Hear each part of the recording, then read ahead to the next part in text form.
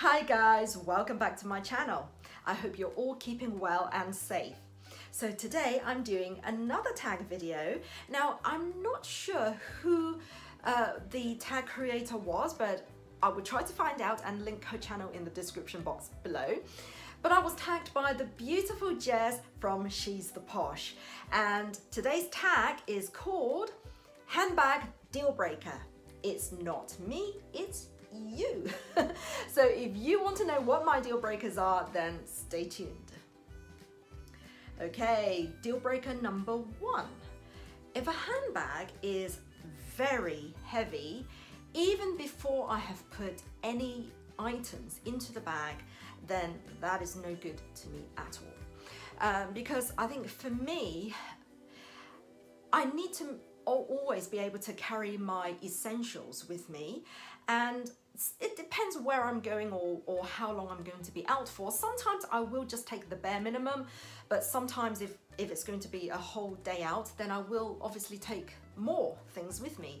So I need to make sure that the bag is not going to weigh me down too much. If I'm going to be out all day, I'm going to either have it on my shoulder or crossbody, then I'm not going to come home with a backache. And so that is the reason why I sold my beautiful Celine tote. I absolutely loved that bag, and the leather was so luxurious, and it was a really well crafted, beautifully made bag. But the problem was it was just so heavy.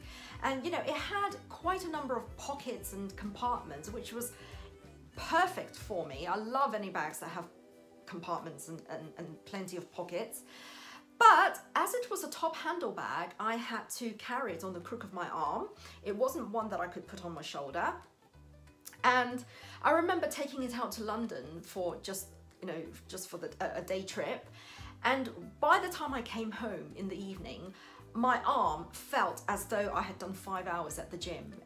I was in so much pain. I was really, the following day I could barely move my arm. So in the end I had no choice but to sell it, because I didn't reach out for it anymore. So yeah, unfortunately that is definitely a deal breaker for me. Deal breaker number 2.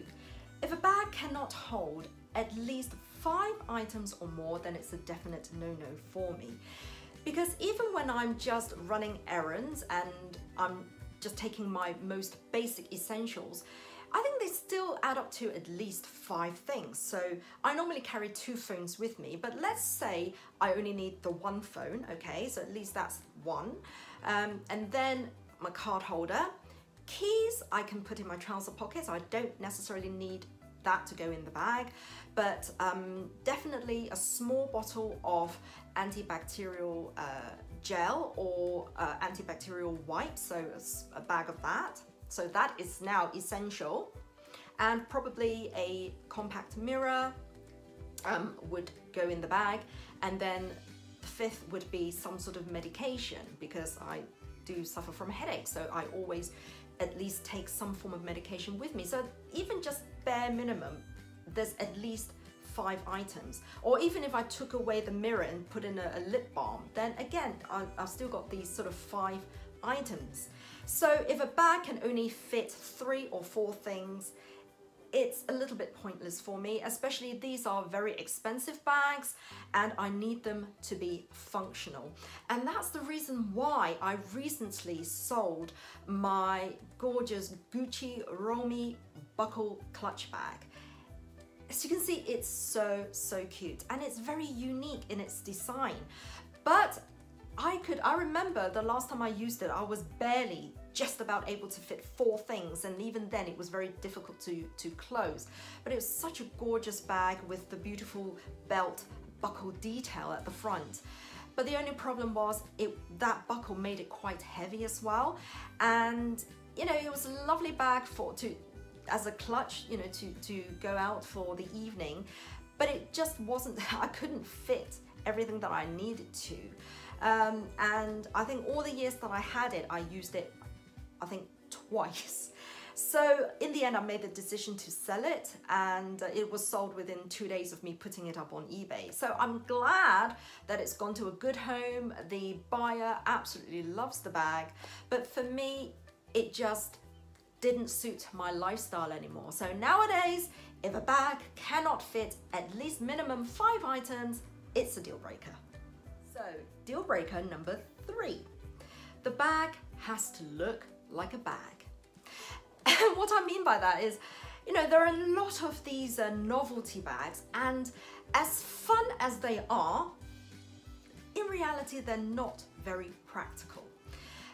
I know there are contemporary designers like Charlotte Olympia with her big sort of red lips bag. It's a clutch bag, and yeah, it's really cute and it's fun. And I think even, you know, Chanel has done quite a number of novelty bags. I think there's either a rocket one or something like that, or one that looked like oh, I don't know, a boat or something. I can't remember, but you know, certainly a lot of designers have come out with fun novelty bags. And you know, it's great if you're going to a party and, you know, you use it, but how often are you really going to use a bag like that? So for me, my bags need to be functional. They need to serve a purpose, that I can actually use them on a regular basis. That I can use them with, you know, casual outfits when I'm running errands, or even be able to sort of dress them up. So my bags need to be able to sort of suit different occasions. It can't just be, you know, for a fun night out or a party.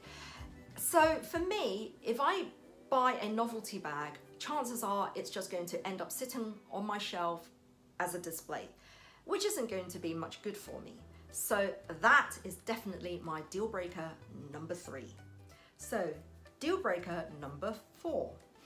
If a bag cannot be cleaned, then that's definitely a no-no for me. I think bags like the Dior Book Tote, which is beautiful, and also like the Chanel Deauville, for example, you've got with the sort of like a woven fabric, you know, they are really, really beautiful bags. But if they get dirty, it's very, very difficult to clean. And of course, you know, you can send them to a professional to get it clean, but that's going to be very costly. And if I had to, you know, use these type of bags, I would feel like I have to baby it to a point that I probably just wouldn't enjoy using it. And I just think, you know, if I try to sort of wash the dirt off, because, you know, the dirt and stains just gets into the fabric and the cloth, and it's very, very difficult to wash off. And if you try to scrub it, you run the risk of actually damaging it. So would I want to do that? Absolutely not. I think that would be really stressful for me. And I think, you know, with leather bags it's different, because especially, you know, with caviar leather or Saffiano leather, they are quite durable and quite hardy. And I know that if it got a little bit sort of mucky, I can always polish it up with a leather polish and just buff the leather up. So I think actually leather is a lot more easier to maintain. So I think, you know, when it comes to these kind of fabric, sort of cloth bags, and you know, if it's canvas, it's fine. If it's coated canvas, because I can just wipe it down, so that's different. But I think any bag that is made out of sort of woven fabric, it's very, very difficult. So I think for me, it's definitely a deal breaker. And that's it.